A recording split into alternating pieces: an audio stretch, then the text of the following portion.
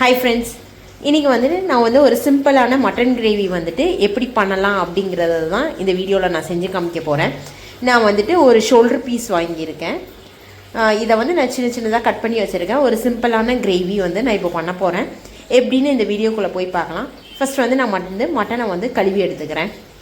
First வந்து நான் வந்து மஞ்சள் பொடி போட்டு ஃபஸ்ட்டு மட்டனை வந்து நல்லா கழுவி எடுத்துடுறேன். இப்போ வந்து நான் வந்து மட்டனை வந்து நீட்டாக கழுவி எடுத்துட்டேன் மஞ்சள் பொடி போட்டு. இப்போ வந்து ஃபஸ்ட் நம்ம வந்து இதை வந்து குக்கரில் வந்து வேக வச்சிடலாம். இப்போ நான் குக்கரில் வந்துட்டு இப்போ நான் வந்து கழுவி வச்சுருக்கிற மட்டனை வந்து இதில் ஆட் பண்ணிடுறேன். கொஞ்சமாக மஞ்சள் பொடி, ஏன்னா மஞ்சள் பொடி போட்டு கழுவுனதுனால கொஞ்சமாக மஞ்சள் பொடி போட்டுருக்கேன். கல் உப்பு போட்டு கொஞ்சமாக தண்ணி ஊற்றி, தண்ணி வந்து நிறைய ஊற்ற வேண்டாம், கொஞ்சமாக போதும்.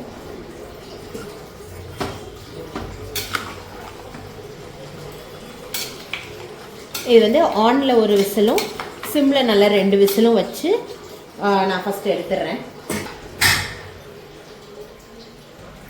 இப்போ மட்டன் கிரேவிக்கு வந்துட்டு நான் வந்து கீ ரைஸ் பண்ண போகிறேன். ஜீரக ஜம்பா அரிசி எடுத்துருக்கேன்.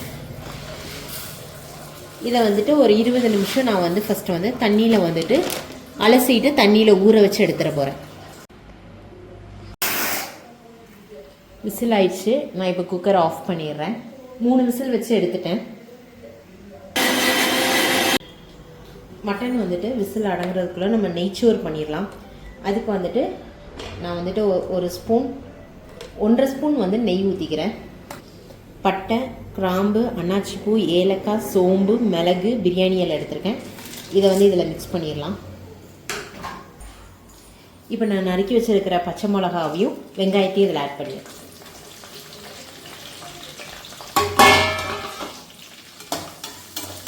இது வந்து நல்லா கோல்டன் ஃப்ரை ஆகட்டும்.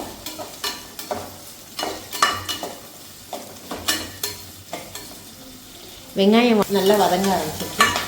சைமா வெளியே லைட் போடு, மணி 6 மணி ஆக போகும்.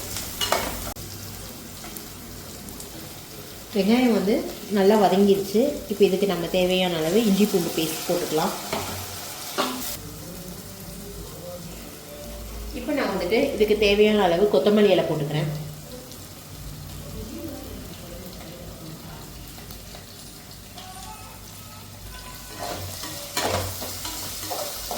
ஒன்றரை கிளாஸ் அரிசி எடுத்துருந்தேன். அதுக்கு வந்துட்டு 2.5 கிளாஸ் தண்ணி நான் ஊற்றிக்கிறேன்.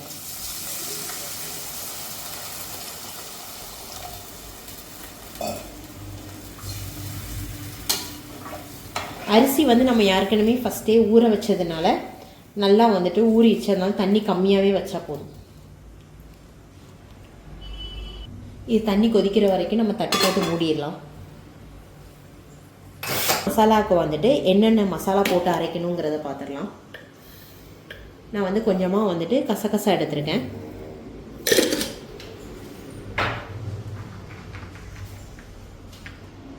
ஒரு 5-6 கேஷ்யூ நட் எடுத்திருக்கேன். ஒரு பட்டை, 3 கிராம்பு, அன்னாச்சிப்பூ, ஒரு 3 கிராம்பு, சோம்பு எடுத்திருக்கேன். இது கூட வந்துட்டு மிளகு எடுத்துருக்கேன். இது வந்துட்டு நான் வந்து கொஞ்சம் லைட் சூடான தண்ணியில் ஊற வச்சுட்டு அரைச்சி வச்சுக்க போகிறேன். இது வந்து மட்டன் கிரேவிக்குள்ள மசாலா. இப்போ வந்து தண்ணி கொதிச்சிருச்சு. நம்ம வந்து இப்போ இதுக்கு வந்து அரிசி ஆட் பண்ணிடலாம்.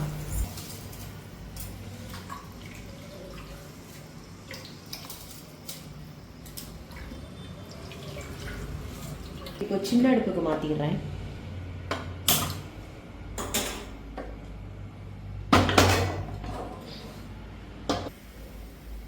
Mutton whistle அடங்கிருச்சு.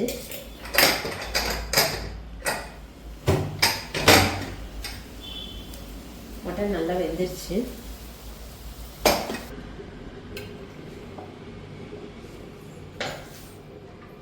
அதேதான் பட்டை, கிராம்பு, ஏலக்காய், பிரியாணி இலை இதெல்லாம் போட்டிருக்கேன். இது நல்லா வதங்கட்டும். சின்ன வெங்காயம் நறுக்கி வச்சுருக்கேன். அதையும் இந்த பச்சை மிளகாவையும் இதில் ஆட் பண்ணிடலாம்.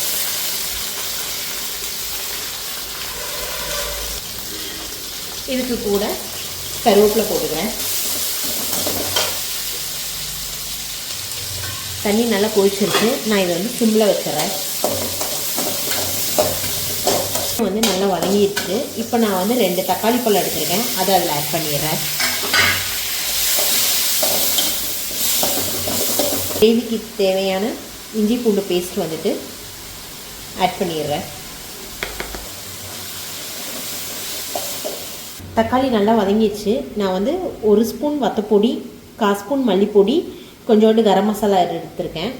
உரப்புக்கு வந்து நான் மிளகுத்தூள் தான் வந்துட்டு அந்த மசாலாவோடு மிளகு அரைச்சிருக்கேன்.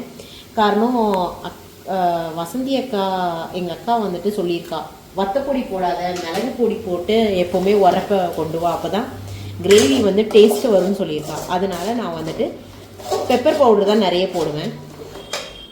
அப்புறம் கொஞ்சமாக டேஸ்ட்டுக்கு வந்துட்டு நான் மகாராஜா குழம்பு பொடி ஆட் பண்ணிக்கிறேன். இப்போ வந்து நம்ம வேக வச்சு எடுத்து இந்த மட்டனை வந்து இதில் ஆட் பண்ணிடுவோம்.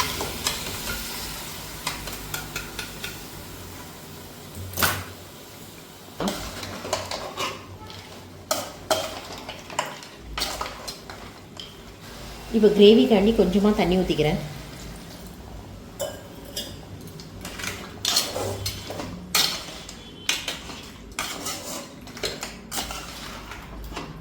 அரைச்சி வச்சு இந்த மசாலாவை வந்துட்டு அதில் ஆட் பண்ணிடலாம்.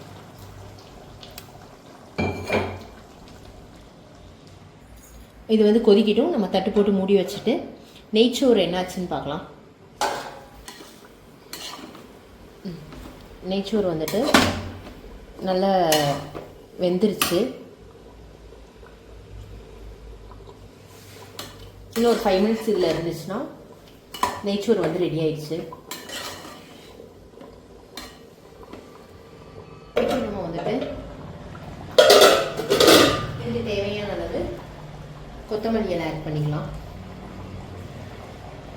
அடி நெய்ச்சோறுலேயும் கொஞ்சமாக கொத்தமல்லி இலை. அப்படின்னா மட்டன் வந்துட்டு நம்ம வேக வச்சு எடுத்த தண்ணியை வந்துட்டு நான் எடுத்து மாற்றி வச்சுருக்கேன்.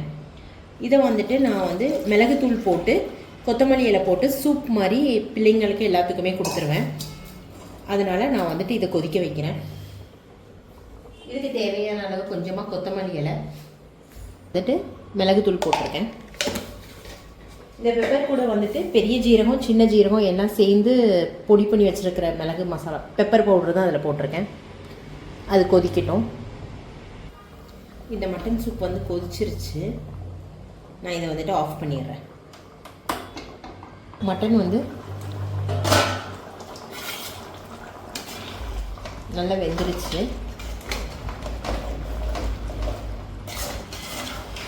கிரேவி நல்லா திக்காகவும் இருக்குது. இது வந்துட்டு கருவேப்பிலை கொத்தமல்லி எல்லாம் வந்துட்டு அதில் ஆட் பண்ணிடுறேன்.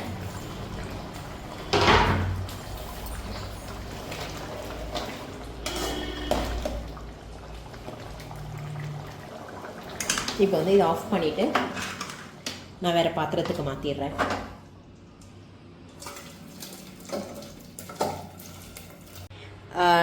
சுட சுட நெய்ச்சோறு பண்ணியிருக்கோம். மட்டன் கிரேவி,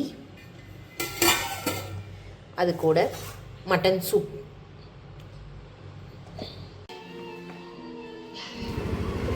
உண்மையிலே காம்பினேஷன் வந்துட்டு ரொம்ப டேஸ்ட்டாக இருக்கும். நீங்களும் இதே மாதிரி வீட்டில் ட்ரை பண்ணி பாருங்கள். இந்த வீடியோ உங்களுக்கு பிடிச்சிருந்தால் லைக் பண்ணுங்கள், ஷேர் பண்ணுங்கள், சப்ஸ்கிரைப் பண்ணுங்கள். மறக்காமல் பெல் ஐக்கானை ப்ரெஸ் பண்ணுங்கள். தேங்க்யூ.